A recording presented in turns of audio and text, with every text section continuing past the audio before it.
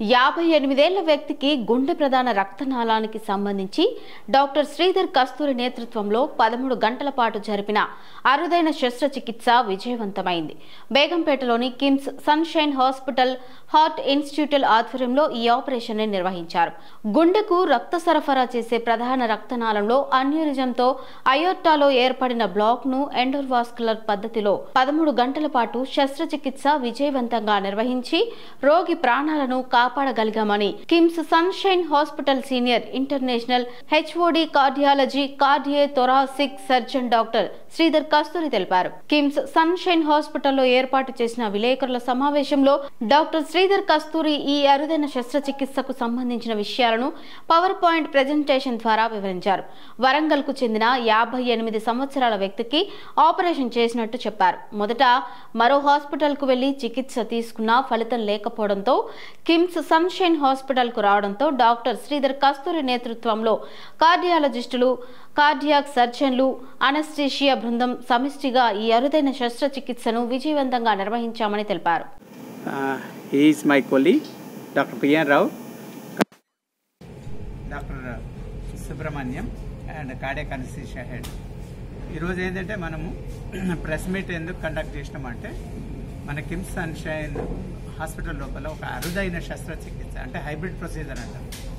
Interventional ప్రొసీజర్తో పాటు surgical procedure రెండు hybrid procedure అనేది చేయడం కలిగింది. ఇదేంటంటే 50-year-old male patient, diabetes, blood pressure ఉన్న అతను ఒక సివియర్ చెస్ట్ పెయిన్ తోటి, డిఫికల్ట్ ఇన్ బ్రీతింగ్ తోటి ఒక మేజర్ కార్పొరేట్ హాస్పిటల్ అంటే వరంగల్ వాస్తవ్యుడు. అక్కడ డిటెక్ట్ అయిపోయి డిసెక్షన్ ఆఫ్ అయోటా అంటాం. ఇది చాలా అరుదైంది. డిసెక్షన్ ఆఫ్ అయోటా అంటే హార్ట్ నుంచి వచ్చే ప్రధాన పైప్ అంటే రక్తనాళాన్ని మనం అయోటా అంటాం. అక్కడి నుంచే వివిధ బ్రాంచెస్ వెళ్ళేసి కిడ్నీ కానీ, ఇంటెస్టైన్స్ కానీ, కాళ్ళకు కానీ అన్ని అక్కడి నుంచి మెయిన్ పైప్నే అయోటా అంటాం. హార్ట్ నుంచి వచ్చే మెయిన్ రక్తనాళం. ఈ అయోటా అనేది ఏంటంటే అప్పుడప్పుడు బ్లడ్ ప్రెషరు లేకుంటే కొద్దిమందికి మార్పాన్స్ అని, కొద్దిమందికి ఫ్యామిలీ హిస్టరీ ఉన్న వాళ్ళకి ఏంటంటే అన్నోన్ కండిషన్ తోటి లోపల బ్లడ్ ప్రెషరు ఆ స్ట్రీమ్ ప్రెషర్ తోటి ఏంటంటే నాళాలు అనేది లోపల పొరలు చిట్లి రక్తం అనేది పొరలలోకి వెళ్ళి ఆ పొర అనేది ఇది దాన్ని స్ప్రెడ్ చేసినప్పుడు ఏంటంటే అసలు ఎక్కడైతే ల్యూమన్లోకి వెళ్ళి బ్లడ్ ఫ్లో పోవాలనో అందులో నుంచి పోదు కాబట్టి కింద అవయవాలకు రక్తం సరిపోదు. అంటే ఇప్పుడు కిడ్నీ కానీ, కాళ్ళకు కానీ, రక్తనాళాలకు కానీ రక్తం, అదే మెదడుకు రక్తనాళం తగ్గితే పారాలిసిస్ ఇట్లాంటివి వచ్చే అవకాశం ఉంటుంది. అంటే ఏ అవయవానికి రక్తం తగ్గితే ఆ అవయవం చెడిపోయే అవకాశం ఉంటుంది. సో అందుగురించి ఏంటంటే వీళ్ళకు సివియర్ అంటే ఇది కొంచెం లాంగ్ స్టాండింగ్ కేసు. అది గ్రాడ్యువల్ ఏంటంటే మెల్లమెల్లగా పెద్దగా అయింది. పెద్దగా అయిపోయి నార్మల్గా 6 సెంటీమీటర్ దాటితేనే రిస్క్ ఆఫ్ రప్చర్ అంటే పగిలిపోయే ఛాన్సెస్ ఎక్కువ ఉంటాయి. బట్ ఏంటంటే ఇది ఆల్మోస్ట్ 13.5 సెంటీమీటర్స్ అంటే గాడ్ ఈజ్ సో కైండ్, ఈ సర్వైవ్ దట్ లాంగ్. బట్ అంటే ఈ మధ్యలో ఎప్పుడైతే పెయిన్ వస్తుందో అది ఇంపెండింగ్ రప్చర్ అంటాం, అది పగిలే అవకాశం ఎక్కువ ఉంది. సో రీసెంట్గా పెయిన్, ఆయాసం వస్తుంది కాబట్టి అది రప్చర్ అయిపోతే అక్కడ ఎంతమంది డాక్టర్లు ఉన్నా దాన్ని కంట్రోల్ చేసే అవకాశం ఉండేది. ఎందుకంటే పేషెంట్ విల్ డై ఇమీడియట్లీ, అక్కడికక్కడే కొలాప్స్ అయ్యే అవకాశం ఉంటుంది. సో అప్పుడు ఏంటంటే మనం సిటీ స్కాన్ తోటి ఆ సైజింగ్ అంటాం అన్నట్టు, ఎంత పొడవు ఉండాలి ఆ గ్రాఫ్ట్, తర్వాత ప్రతి టైలర్ మేడ్ అంటాం, అది మనకు ఎంత గ్రాఫ్ట్ వేయాలనేది, ఎట్లాంటి గ్రాఫ్ట్ వేయాలి, వాట్ స్ట్రాటజీ అనేది డిసైడ్ అవుతుంది. అప్పుడు ఏంటంటే మనం ఎండోవాస్కులర్ గ్రాఫ్ట్ వేసి మొత్తం అయోటా టోటల్ బ్లాక్ అయింది, పాల్సిలిమన్ తోటి ఫిల్ అయిపోయి పైనుంచి వైర్లు, కింద నుంచి వైర్లు, బెలూన్లు వేసి దానికి ఒక వే క్రియేట్ చేసి మళ్ళీ ఆర్టిఫిషియల్గా దాన్ని అన్ని బెలూన్స్ తోటి పెద్ద చేసి మన ఒక ఎండోవాస్కులర్ థెరపీ ద్వారా అయోటా అంతా ఓపెన్ చేసి దానికి పైన సూచరింగ్ చేసి మళ్ళీ నెక్ వెజల్స్ అన్నీ బైపాస్ చేసి అదే అయోటిక్ ఆర్చ్ అంటాం అదంతా రిప్లేస్ చేసి తర్వాత ఈ అయోటా అసెండింగ్ అయోటా నుంచి అక్కడ ఈ ఏదైతే గ్రాఫ్ట్ ఎలిఫెంటా గ్రాఫ్ట్ అంటాం అదన్నీ వేసి సూచరింగ్ చేసేసి నెక్ వెజల్స్ బైపాస్ చేసి మొత్తం అయోటా అంతా రీక్రియేట్ చేయాల్సి వచ్చింది. మొత్తం బాడీ నుంచి వచ్చే మెయిన్ పైప్ అంతా ఆర్టిఫిషియల్ పైప్ తోటి రీక్రియేట్ చేయడం జరిగింది. సో ఈయన లెఫ్ట్ లంగ్ అంతా మొత్తం కొలాప్స్ అయింది. ఇంత పెద్ద ఎన్లార్జ్ అయ్యే వరకు అది లెఫ్ట్ లంగ్ అంతా పుష్ చేసి కంప్రెస్ అయిపోయి అది పనికి రాకుండా అయిపోయింది. ఇప్పుడు ఒకటే కుడి లంగు. సో అట్లాంటి వాళ్ళకి అనస్థీషియా కూడా ఛాలెంజ్. ఇదంతా ఇది మనకు హార్ట్ లంగ్ మిషన్ పెట్టేసి సర్క్యులేటరీ అరెస్ట్ చేసి మనకు ఆ టైం లోపల బ్రెయిన్ కూడా ఆక్సిజన్ మెయింటైన్ చేయాలి, లో ప్రెషర్స్లో ఇవన్నీ మెయింటైన్ చేసి సక్సెస్ఫుల్గా చేయడం జరిగింది. ఇదంతా ఒక టీమ్ అప్రోచ్ తోటి, హార్ట్ టీమ్ అప్రోచ్ అంటాం. అంటే అందులో కార్డియాలజిస్టు, 2-3 కార్డియాలజిస్టులు, అదేవిధంగా పర్ఫ్యూజనిస్టులు, అదేవిధంగా cath lab technicians, cardiothoracic surgery team, అంటే మెయిన్ సర్జన్తో పాటు ఇంకా వాళ్ళకి అసిస్ట్ చేసే టీం, అదే కార్డియాక్ అనస్థిస్ట్ వాళ్ళ టీం అంతా కలిసి అంటే దగ్గర 10 to 12 డాక్టర్స్ ఒక టీం లాగా ఫామ్ అయిపోయి అది మొత్తం చేయాల్సి వచ్చింది. బట్ వీఆర్ వెరీ హ్యాపీ, సక్సెస్ఫుల్గా పేషెంట్ అంటే 5 days బ్యాక్ చేసినాము, రికవర్ అయ్యిండు. ఇనిషియల్గా కొంచెం కిడ్నీ ఫంక్షన్ డిస్ఫంక్షన్ వచ్చిండే, but now gradual improved, now dramatical improvement. I think patient ఈ విషయాన్ని అందరితో షేర్ చేసుకోవాలని, అంటే it's very rare complex case కాబట్టి, వెరీ అన్విజువల్ కేసు కాబట్టి ఇట్లాంటి కాంప్లెక్స్ ప్రొసీజర్స్ ఉంటే సొసైటీలో అవేర్నెస్ వస్తే ఎవరికన్నా సఫరింగ్ ఉన్నప్పుడు ఎవరికన్నా ఉన్నప్పుడు they can approaches, definitely will try to do that. But simple aortic aneurysm ఇప్పుడు మనకు ఎలిఫెంట్ ట్రంక్ చేయలేదు, అట్లాంటి వాళ్ళకు ఒక 1 or 2 grafts మనము అట్లాంటివి చేస్తే దగ్గర 15 to 20 lakhs అయిపోవచ్చు. ఇవి పాసిబుల్ కాదమ్మా, వెరీ రేర్ అన్యూజువల్, ఎందుకంటే ఇవన్నీ ఇంపోర్టెడ్ మెటీరియల్ ఉంటుంది, మన దగ్గర మ్యానుఫ్యాక్చరింగ్ కూడా లేదు. ఇవి టర్మో అంటే మనం జపాన్ నుంచి, మెట్రానిక్ అంటే యుఎస్ నుంచి, బోస్టన్ అంటే యుఎస్, ఓన్లీ 3-4 కంపెనీసే ప్రొడ్యూస్ చేస్తాయి. సో ఆ కంపెనీస్ కంపల్సరీ ఇంపోర్ట్ చేసుకోవాల్సి, ఇవన్నీ very expensive. Each device 5-6 lakhs ఉంటుంది, అంటే దాని ఫీచర్స్ని బట్టి కూడా ఉంటుంది. ఆయన they will have terrible pain, అది ఎక్కడికి స్ప్రెడ్ అయితే అక్కడ, మామూలుగా నెక్ నుంచి యాంట్రిపాడ్ చెస్ట్ నుంచి ఇప్పుడు బ్యాక్ వెళ్ళి అబ్డామెన్ దానికి వెళ్ళింది, వెనక స్పైన్ నుంచి వెనక అంతా సివియర్ పెయిన్ వస్తుంది, unbearable pain, terrible pain. And sometimes ఏంటంటే గ్రాడ్యువల్గా ఎప్పుడైతే అది ఫాల్స్ ల్యూమెన్ అంటాం, స్ప్లిట్ చేసినప్పుడు కిడ్నీ రక్తనాళము ఎఫెక్ట్ అయితే kidney dysfunction, liver blood flow తగ్గితే లివర్ డిస్ఫంక్షన్, ఇవన్నీ వస్తాయి. నో, యాక్చువల్లీ కొంతమందికి ఏంటంటే ఫెమిలియల్ ఉంటుంది, ఫ్యామిలీలో వచ్చే అవకాశం. కొంతమందికి మార్ఫాన్స్ ఉంటుంది, వాళ్ళు అన్యూజువల్ టాల్ ఉంటారు, వాళ్ళకి యంగ్ ఏజ్లో రావచ్చు. బైకాస్పిడ్ అయోటా అని ఉంటుంది, అయోటిక్ వాళ్ళు 3 వాల్స్ బదులు 2 వాల్స్ ఉంటాయి, వాళ్ళలో ఎర్లీగా వచ్చే అవకాశం ఉంటుంది. రకరకాల కారణాలు ఉంటాయి. బట్ కొంతమందికి వితౌట్ ఎనీ రీజన్ ఏజ్ ఎక్కువైనా కొద్ది రిస్క్ ఎక్కువ ఉంటుంది. ఏజ్ ఎక్కువైనప్పుడు particularly high blood pressure, very high blood pressure ఉన్నప్పుడు, హైపర్ టెన్షన్లో ప్రెషర్ ఎక్కువ ఉన్నప్పుడు ఏమైతే అది నాళాల మీదనే ప్రెషర్ పెడుతుంది. సడన్గా ఎప్పుడైనా స్ట్రెస్ ఉన్నప్పుడు ఇట్ కెన్ టేర్, అది ఆ పొర లోపల ఆ బ్లడ్ స్ట్రీమ్స్ వచ్చకపోయి ఆ పొరలను సెపరేట్ చేస్తుంది. అది అందుగురించి ఏంటంటే hyper tension one of the most common కాదు. అడ్వాన్స్ స్టేజ్లో అథెరోస్క్లెరోసిస్ డిసీజ్ ఉండి ఇట్లాంటివి ఫామ్ అయినప్పుడు వచ్చే అవకాశం ఉంటుంది. కానీ కొద్దిమందికి రకరకాల కనెక్టివ్ టిష్యూ డిజార్డర్స్ అని ఉంటాయి, ఈ మార్ఫాన్స్, వీళ్ళు ఉన్న వాళ్ళకు వచ్చే అవకాశం ఎక్కువ ఉంటుంది. ఈ బైకాస్పిడ్ అయోటిక్ వాళ్ళు వెరీ కామన్, వాళ్ళలో కూడా అయోటా రూట్ కొంచెం పెద్దగా అవుతుంది. పెద్దగా they are prone for aneurysm, they are prone for dissections, ఇవన్నీ వచ్చే అవకాశం ఉంటుంది. సో ఈ పద్ధతిలో చేయడం అనేది చాలా హై లెవెల్ ఆఫ్ ప్రొసీజర్. దానికి సంబంధించిన ఎక్స్పర్టీస్ మన దగ్గర ఉంది. అంటే ఒక 40-45 minutes బాడీకి ఏ సర్క్యులేషన్ ఉండదు. సో ఆ పేషెంట్ని కూల్ చేసి మళ్ళీ వార్మ్ చేసి బయటకు తీసుకురావాలి. సో దీనికి సంబంధించిన ఎక్స్పర్టీస్ అంతా మన దగ్గర ఉంది. ప్లస్ ఈ ప్రొసీజర్లో ఏంటంటే బ్లీడింగ్ ఎక్కువ కావటం, స్ట్రోక్ రావటం, బ్లడ్ ప్రెషర్ మెయింటైన్ చేయడం, బ్లీడింగ్ని కంట్రోల్ చేయడం, ఇట్లాంటి చాలా ఇష్యూస్ ఉంటాయి. సో ఇవన్నీ కూడా ఈ ఆపరేషన్లో చాలా క్లిష్టమైన పరిస్థితులు. ఇవన్నీ మేనేజ్ చేయడానికి మన దగ్గర ఎక్విప్మెంట్, పీపుల్ అండ్ ఎక్స్పర్టీస్ అన్నీ మన దగ్గర ఉన్నాయి. దీని తర్వాత ఈ పేషెంట్కి ఒక లంగ్ సరిగా పనిచేయట్లేదు, ఓన్లీ ఒక లంగే పనిచేస్తుంది. సో ఇలాంటి పేషెంట్ని, ఇంత పెద్ద ఆపరేషన్ని సక్సెస్ఫుల్గా చేసి చాలా త్వరగా వెంటిలేటర్ నుంచి బయటకు తీసుకురావడం అనేది ఇట్స్ ఏ ఫినామినల్ అచీవ్మెంట్. ఇది చాలా తక్కువ అరుదుగా జరిగే కేసు. అండ్ ఇంత కాంప్లికేటెడ్ కేసుని ఇంత సక్సెస్ఫుల్గా చేయడానికి కావాల్సిన ఎక్స్పర్టీస్ మన హాస్పిటల్లో ఉంది. ఇది చాలా కాంప్లెక్స్ కేసు. దీని ప్లానింగ్కే 2 days అందరితోనే డిస్కస్ చేసి ఇవన్నీ వెరీ కాంప్లెక్స్, అసలు పూర్తిగా సర్జరీకి వెళ్ళడం లేకపోతే ఎర్లీగా ఆంప్లేట్ చేయాలంటే mixed surgical and also stenting కూడా చేస్తే బెటరా అని మొత్తం అంతా డిస్కస్ చేసి చేసిన కేసు. అండ్ ఆల్సో ఇది మల్టీ డిసిప్లినరీ టీమ్ అప్రోచ్ ఉంటేనే ఇలాంటి కాంప్లెక్స్ కేసెస్ అనేవి పరిస్థితులు ఉంటాయి. అంటే పేషెంట్ కూల్ చేయడము, ఒక సర్టెన్ టెంపరేచర్ అంటే అరౌండ్ 28-30 degrees టెంపరేచర్ తీసుకురావడము, sometimes up to 25 degrees cool చేసి మనకి ఈ ఇంపార్టెంట్ టైమ్స్ ఆఫ్ ద సర్జరీలో మనం ఈ కంప్లీట్గా సర్క్యులేషన్ని స్టాప్ చేసి తర్వాత ఈ ప్రొసీజర్ అయిన తర్వాత స్లోగా పేషెంట్ రీమౌంట్ చేసి మళ్ళీ సర్క్యులేషన్ ఎస్టాబ్లిష్ చేస్తారు. దీన్ని టోటల్ సర్క్యులేటరీ అరెస్ట్ అంటారు. ఇది చాలా చాలా చాలా కాంప్లెక్స్ ప్రాసెస్. దాన్ని ఈ పేషెంట్లో మనం ఉపయోగించాలి. Nice from doctor's point of view, but from patient point of view, very high risk and complex. So we are happy. The result is very good. ఇది ఏంటంటే చాలా అన్యూజువల్ కేసు. మీకు సింపుల్గా అర్థం కావాలంటే ఒక డయాగ్రామాటికల్గా మీకు ఎక్స్ప్లెయిన్ చేస్తాను. అంటే ఈయన 58-year-old, మనకు డయాబెటీస్, బ్లడ్ ప్రెషర్ రెండూ ఉండేది. బాగా లెఫ్ట్ సైడ్ బాగా సివియర్ చెస్ట్ పెయిన్ వచ్చేసి డిఫికల్ట్ బ్రీతింగ్ ఉంటే ఈ వెంట one of the tertiary care hospital, ఒక హాస్పిటల్కి వెళ్ళి అక్కడ రిజెక్ట్ అయింది కేసు. అంటే ఇది వెరీ కాంప్లెక్స్ డిసీజ్. మనకి ఇక్కడ అందరికీ ఇది అయోటా అంటారు.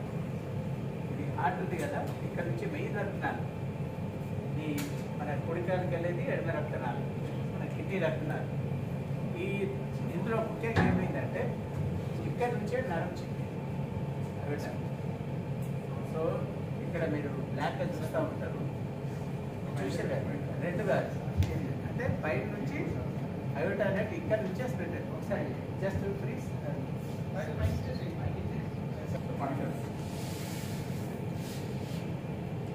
ఇక్కడ చూసారు కదా, బ్లాక్గా స్ప్లిట్ అయినట్టు అవపడతాం.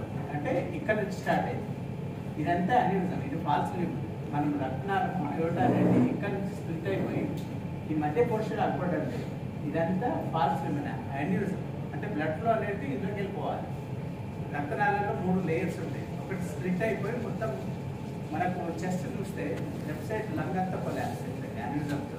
సో ఇట్లాంటి పేషెంట్స్కి ఏంటంటే ముఖ్యంగా వీళ్ళకు ఎమర్జెన్సీలో డిసెక్షన్ ఆఫ్ అయోటా అంటే ఆర్చ్ నుంచి ఉన్నప్పుడు వాళ్ళకి ఏంటంటే హై రిస్క్ ఆఫ్ మోర్టాలిటీ. సడన్గా అది పగిలిపోతుంది. మన మామూలుగా బెలూన్లో కూడా మనం గాలి ఉంటే బాగా దాని వాల్యూమ్ ఎక్కువైనప్పుడు ఏమైంది, దాని లెఫ్ట్ దాటినాక అది రప్చర్ అయింది. ఇది కూడా ఒక ఎలాస్టిక్ పైప్ లా. మనకేంటంటే ఇందులో వచ్చే రక్తం శరీరానికి అంతా సప్లై అయ్యేది. అయోటా అనేది అన్నింటిలో ప్రధాన రక్తనాళం. సో దాంట్లో నరాల లోపల చిట్లి ఆ నరాల లోపల రక్తం ఎంటర్ అయిపోయి అది అన్యూజం లాగా ఫామ్ అయి రప్చర్ అయింది. ఇది టర్మో అనేది మన జపాన్ బేస్డ్ కంపెనీ. ఇది వాళ్ళ నుంచి రక్తనాలు నుంచి మనం ఇది device. Advance it until the tip reaches just below the intended distal landing zone. Confirm the appropriate target landing zones. Do not advance the outer sheath into the thoracic arc. Advance the inner sheath to the proximal landing zone. To do this, ensure that the system is in position 1 and rotate the deployment grip clockwise until the stent graft proximal markers reach the proximal landing zone. Visually confirm that the distal marker bands have exited the outer sheath by 2 centimeters. If preferred, the mechanical advantage can be bypassed by pressing the disengagement button while advancing the deployment grip. Put the controller knob in position 2 and rotate the deployment grip counterclockwise to unsheath the first covered stent. Verify the gap position. If desired, you can now reposition the stent graft. When ready, verify position 2 and press the disengagement button to deploy the stent graft in one continuous motion.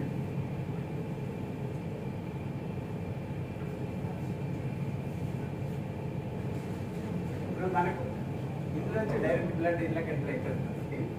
ఇటు మన blood ఇప్పుడు transmit కాదు కాబట్టి దీని మీద pressure Release the stent blood graft in platform approximate అయిపోయి collapse pressure. అయ్యింది. Turn the apex so release పైకి grip ఇక్కడ and then చిన్న pull back. ఇది ఏంటంటే మనకు blood Once the stent graft is కల్వర్ట్లో deployed, కదా turn the cement pipe system to position 4. So blood అనేది బయట రాకుండా సో దీని మీద ప్రెషర్ పడదు. Into the outer so gradual ఇది షిఫ్ట్ అయిపోతుంది. సో ఇది ప్రొసీజర్. ఇందులో ఇంకా మనం చేసేది ఏంటంటే అట్లనే వచ్చి బట్ అయితే మనకు ఇక్కడ చాలా పెద్ద ఉంది, ఇక్కడ కూడా డైలైట్ అయింది కాబట్టి నార్మల్గా ఇది చాలా హాస్పిటల్లో అయిపోయింది. ఒక డిసడ్వాంటేజ్ ఏంటంటే ఇందులో మొత్తం ఇదంతా కొలాప్స్ అయిపోయింది, టోటల్ బ్లాక్ అయింది. మనము దాన్ని మళ్ళీ వైర్లు బెలూన్ వేసి మొత్తం అయోటాన్ అంతా ఓపెన్ చేసి యానిజం అంతా రిపేర్ చేసి మళ్ళీ ఇక్కడ ఏంటంటే ఇక్కడ ఒక గ్రాఫ్ వేసి ఈ అన్నీ కట్ చేసి వీటిని కూడా అనస్మసి చేయాల్సి వచ్చింది. సో మొత్తం అయోటా రిపేరు, తర్వాత ఈ ఎండవాస్తులు గ్రాఫ్ట్ వేసి మన దగ్గర సర్జన్ ఉన్నారు డాక్టర్ పిఆర్ రావు, వారు కూడా ఎక్స్ప్లెయిన్ చేస్తారు. అదేవిధంగా పొడిచి ఎడమ చేయకపోయే రక్తనాళాన్ని కట్ చేసి మళ్ళీ ఇక్కడ ఆర్టిఫిషియల్ గ్రాఫ్ట్ వేసి ఆ గ్రాఫ్ట్కి ఇవన్నీ కనెక్ట్ చేయాలి. ఆ టైంలో మనం కట్ చేసినప్పుడు ఏం బ్లడ్ సప్లై ఉండదు కదా. సో హ్యాండ్ నుంచి వేరే బ్లడ్ సప్లై ఇచ్చేసి అప్పుడు ఆక్సిజన్ మెయింటైన్ చేసి టెంపరేచర్ కూడా లో అంటే మనం మొత్తం అయోటా అంతా రిప్లేస్ చేసాం ఆర్టిఫిషియల్ బైపాస్ క్రాస్ చేసుకుంటాం. ఇదంతా వేసినా కాబట్టి ನಾವು అంటే ఇందులో ఒకటి ఇన్ఫెక్షన్ వచ్చే ఛాన్స్ ఉంటుంది, తర్వాత బ్లీడింగ్ ఛాన్స్ ఎక్కువ ఉంటుంది, మేజర్ ఆపరేషన్ కాబట్టి ప్రొలాంగ్ సర్జరీ దగ్గర 13 hours ఆపరేట్ చేయాల్సి వచ్చింది. మార్నింగ్ 8కి స్టార్ట్ చేసేదంటే ఈవినింగ్ ఆల్మోస్ట్ 9 o'clock వరకు ప్రొసీజర్, అంటే 13 hours surgery. And at same time మనకి ఏంటంటే ఇక్కడ కింద కూడా రిపేర్ చేస్తాం కాబట్టి స్పైనల్ కార్డ్ వెనుక ఆల్రెడీ డాక్టర్ పిఆర్ రావు చెప్పినట్టు ఆ రక్తనాళాలు బ్లడ్ ఫ్లో తగ్గింది అనుకోండి పెరాలసిస్ వచ్చే ఛాన్స్. అందుకే వాళ్ళకు ముందు లంబర్ డ్రైన్ ఇవన్నీ చేసి అంటే అన్ని ప్రికాషన్ తీసుకొని చేయడం జరిగింది. ఇప్పుడు పేషెంట్ డూయింగ్ వెరీ వెల్. ముందు కొంచెం క్రియాటిన్ పెరిగింది, అంటే కిడ్నీ చెప్పినా కదా ఏం చేయాలనేది మనము అన్ని డిస్కస్ చేసి అంటే రేర్ సర్జరీ మనకి ఏదైతే ఇక్కడ చూస్తే చూసారా ఇదంతా వైట్ ఉన్నదంతా అనిపిస్తుంది. అంటే మీకు detail go down come to the next come from the river go down and pull it. ఇంకా కిందికి వెళ్ళి మళ్ళీ పైకి వచ్చేసి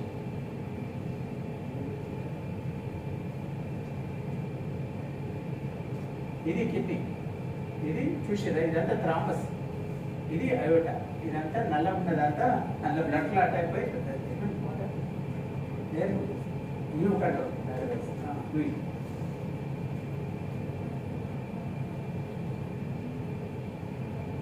ఇక్కడ చూసారా ఇదంతా ఇది బాల్స్, ఇది ఇంకా పైకి మూవ్ చేసి పైకి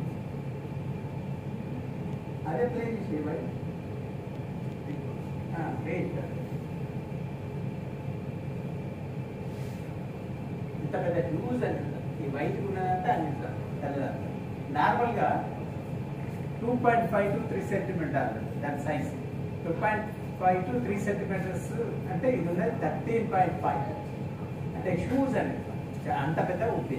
నార్మల్గా 3 centimeters ఉన్న పైపు 13.5 centimeters పెరిగే వరకు ఏంటంటే అది వెళ్ళిపోతుంది పక్కన ఉన్న లంగ్ మీద, దాని మీద కంప్రెషన్ పెట్టి బ్రీతింగ్ డిఫికల్టీ ఇవన్నీ దాని లిమిట్ దాటింది. నార్మల్గా 6 centimeters దాటితే రప్చర్ అయ్యే ఛాన్స్. సో 6 centimeters అంటే ఆల్మోస్ట్ 13.5 వెళ్ళింది కాబట్టి అది ఎనీ టైం రప్చర్ అయింది. అది రప్చర్ అయింది అనుకోండి, అక్కడ ఎంతమంది డాక్టర్లు ఉన్నా ఏం చేయలేదు, ఇమ్మీడియట్గా పేషెంట్ కొలాప్స్ అవుతారు. ఎందుకంటే మొత్తం మెయిన్ పైప్ అయిపోతుంది కాబట్టి శరీరంలో ఈ థొరాక్స్ లోపల బ్లడ్ లీక్ అయిపోయి కొలాప్స్. అది రప్చర్ కాకముందే మనం ఆపరేట్ చేయాలి. నెక్స్ట్ నమస్కారం. ఇప్పుడు డాక్టర్ గారు చెప్పినట్టు ఇది చాలా కాంప్లెక్స్ ప్రాబ్లం. మొత్తం హార్ట్ నుంచి వచ్చే ప్రధానమైన రక్తనాళం విలువన చిట్లిపోయింది. అది కూడా ఎంతో కొంతకాలం ముందే చిట్లిపోయి కొంచెం మాని మనిషి సర్వైవ్ అయ్యాడు, కానీ అది వీక్ అయిపోవడం వల్ల ఇలా పెద్దది అయిపోయి ఆల్మోస్ట్ రప్చర్ అయ్యే స్టేజ్కి వచ్చి బ్లడ్ క్లాట్ ఇన్ఫెక్షన్స్ అంతా కొన్ని అసలైన గొట్టల నుంచి కొన్ని ఫాల్స్ లూమెన్ నుంచి కొన్ని అవయవాలన్నీ రక్త సరఫరా జరుగుతూ అలా కాంప్లెక్స్గా ఏది మూస్తే ఏది మూసుకుపోతుంది, ఏది ఉంచితే అన్నట్టు అలా ఉంటుంది అనమాట. అలాంటి కండిషన్ మన ఉద్దేశం ఏంటంటే ప్రధానంగా ఇప్పుడు ఈ ఎన్యూరిజం అనేది ఇంకా పెరగకూడదు, పెరిగితే బయటకు రప్చర్ అయితే మనిషి సడన్గా చనిపోయే అవకాశం ఉంటుంది. అందువల్ల యాజ్ ఫార్ యాజ్ పాసిబుల్ ఉన్నదంతా కూడా అసలైన దారిలోనే వెళ్ళేటట్టు మనం చేయడమే ప్రధానమైన ఉద్దేశం. దాంతో ఈ ఫాల్స్ ఏదైతే ఉందో దాంట్లో ప్రెషర్ తగ్గి ఎన్యూరిజం అనేదాన్ని అంటే అంతకన్నా ఇంకా ఎక్స్పాండ్ అవ్వకుండా అది నెమ్మదిగా దాంట్లో బ్లడ్ క్లాట్ ఫార్మ్ అయి మూసుకుపోతుంది అన్నది ప్రధానమైన ఉద్దేశం. ఇది చేయడానికి ఇప్పుడు ఈ పార్ట్ చాలా కాంప్లెక్స్ పార్ట్, కింద సులభం, పైకి కూడా కొంతవరకు చేయొచ్చు. హార్ట్ సర్జరీస్ పై మేనేజ్ చేస్తాను, కానీ కిందది మనం అది ఏ సర్జన్ అయినా general surgeon, vascular surgeon, heart surgeon అందరూ మేనేజ్ చేయడం. ఈ పార్ట్లో చాలా రిస్క్స్ ఉంటాయి. ఎందుకంటే ఇక్కడ నుంచి ఇటుపక్క కొంచెం ముందుకెళ్తే బ్రెయిన్ రక్త సరఫరా, ఇక్కడ ఇవన్నీ చాలా ఇంపార్టెంట్గా వెన్నుపూసలో ఉండే మన నరం ఏదైతే ఉందో అది దానికి రక్త సరఫరా చిన్న రక్తనాళాల నుంచి వెళ్తాయి. అందువల్ల ఏమాత్రం తేడా వచ్చినా 2 కాళ్ళు చచ్చిపడిపోయే అవకాశం ఉంటుంది. బ్రెయిన్లో తేడా వస్తే స్ట్రోక్ వచ్చే రిస్క్ ఉంటుంది. ఇక్కడ సర్జరీ కూడా బ్లీడింగ్ రిస్క్, కిందని అన్ని అవయవాలు దాన్ని ముందు కాపాడాలంటే ప్రధానమైన ఉద్దేశం నెమ్మదిగా ముందు బయట పెట్టాలి. తర్వాతే ఇంకా అవసరమైతే సెకండ్ స్టేజ్, థర్డ్ స్టేజ్ ఏమైనా చేసుకోవాలి. కానీ ముందు ఆయన ప్రాణాన్ని కాపాడటం, ఇది ఎంతకన్నా ఎక్స్పెండ్ అవ్వకుండా చూడడం, వీలున్నంత వరకు అసలు గ్లూబుల్లో బ్లడ్ వెలిగేట్ చేయడం. దీనికి కింద నుంచి వాళ్ళు అడుగు నుంచి ఒక వైర్ వేసి అసలు గ్లూబుల్ కలుపుకొని దాంట్లోంచి ముందు దాన్ని వెడల్పు చేసి దాంట్లోంచి ఒక స్టెంట్ వరకు పెట్టారు.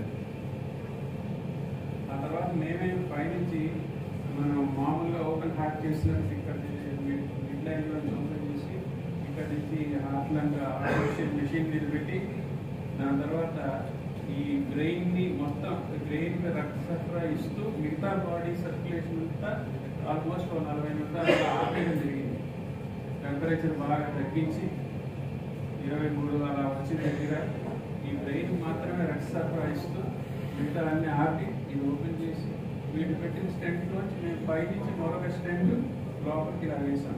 ఇది చూస్తే ఎలిఫెంట్ ట్రంక్లా ఉంది చూసారా, పైనుంచి పెట్టామనుకోండి ఈ పార్ట్ కూడా స్టెంట్ అయ్యింది. ఈ పార్టే ఫ్లెక్సిబుల్ పార్ట్. సో ఈ పార్ట్ ఎలిఫెంట్ ట్రంక్లా ఉంది, అందువల్ల దీన్ని ఎలిఫెంట్ ట్రంక్ ప్రొసీజర్ అంటారు. పైనుంచి మేము మళ్ళీ ఇంకో స్టెంట్ పెట్టాము. పెట్టి ఈ రెండింటిని మళ్ళీ ఇక్కడ